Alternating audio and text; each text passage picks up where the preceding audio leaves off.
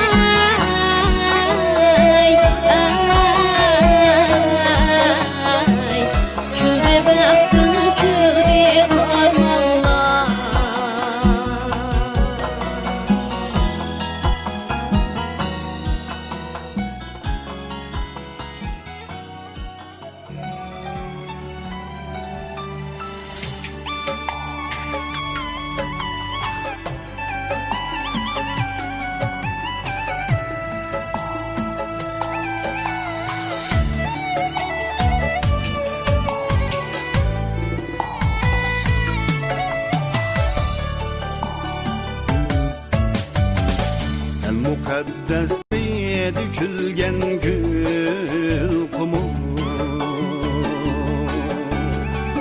bağı bostani ara küyler seni bulbul kumu. Kendala kızlarında yelpiner sumbul kumu. Anlar öylerimden köy mukammer gulkumu.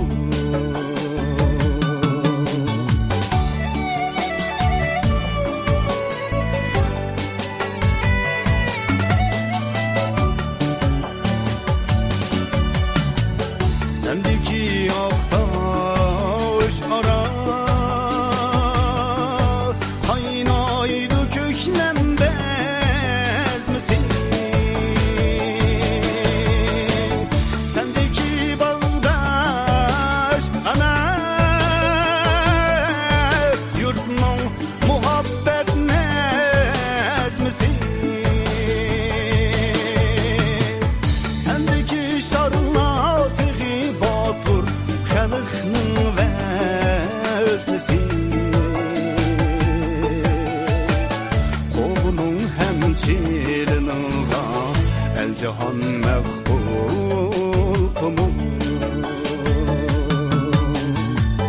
sendeki ortam biri gülgün hayatның cezbisi Qo'lning ham chilininga el jahon maqbul qumum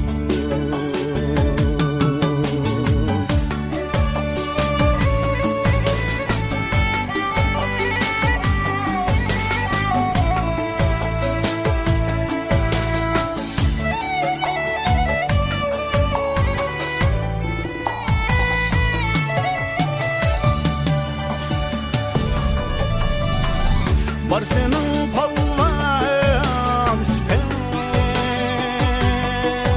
Şirmet yürek oğulların Var yana bunca bulup Kalgan güzel armaların Sana miher kaçan Turağların ormanları Yeni bir menzilge yol aldı Büyük karvalları Beygicen meydanı da sen kişnigen